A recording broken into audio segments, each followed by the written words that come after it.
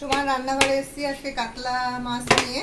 দেখতেই পাচ্ছ কাতলা মাছটা লবণ হলুদ দিয়ে এর ভিতরে ঢুকবে বলে তাই জন্য কাটা চামচ দিয়ে ফুটো করা ছিদ্র করা হচ্ছে। আর আমার তেল বসিয়ে দিয়েছি কড়াইতে, এবার ছাড়া হবে। আগে দেখো কাতলা মাছটা কি করে রান্না করবো, একটু অন্য ধরনের দই কাতলা করব।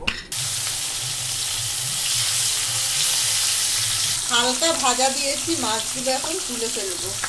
মাছ তোলার পরে চলো পেঁয়াজ রসুন, পেঁয়াজটা একটু বেশি লাগবে, আদা রসুন কম লাগবে। এবার মিক্সারে আমি ছেড়ে দিলাম আর দিয়ে দিলাম এর ভিতরে কাজু, দেখতেই পাচ্ছ এর ভিতরে সব মিক্সারে কাজু দিলাম।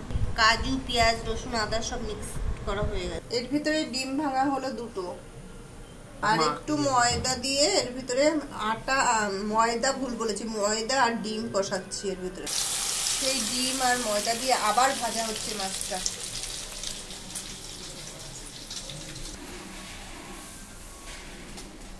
সব মাছ আবার ডিম দিয়ে সেইগুলো ভাজা হয়ে গেছে।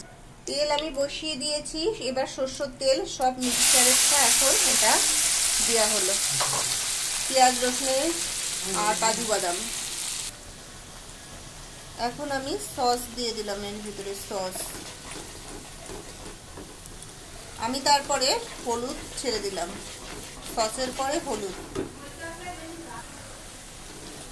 আমি এবার ছেড়ে দিলাম টক দই।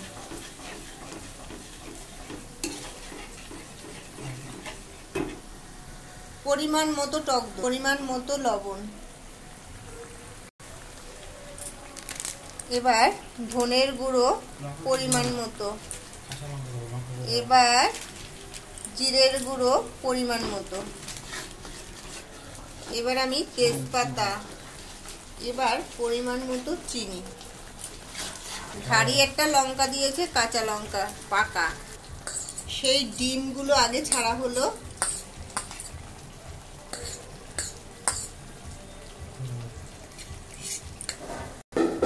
দেখো টকবক করে ফুটছে, এক এক করে মাছ ছাড়া হচ্ছে। এবার আমি সব মাছ ছেড়ে এবার 5 মিনিট ঢাকা দেবো।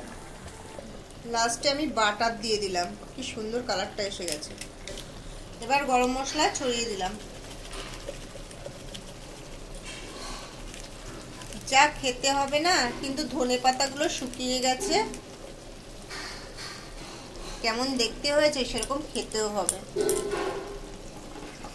দই কাতলা বন্ধুরা লাইক শেয়ার কমেন্ট করো। আর কি বলবো, সবসময় যা বলি সেটাই বললাম। বন্ধুরা আমি দই কাতলাটা এরকম করে রান্না করেছি, তোমরা কেমন করে করো কমেন্ট করে জানিয়ে। টাটা, লাইক শেয়ার কমেন্ট করো। আর কি বলবো, বেশি দিন আর বড় ইউটিউব করবো না, সবসময় বলি ছেলে মেয়েরা আজকে দই কাতলা খেতে চেয়েছে, আমার কিছুদিন বাদে অপারেশন। আর কি বলবো, টাটা, লাইক শেয়ার কমেন্ট করো, বড় ইউটিউব বন্ধ হয়ে যাবে।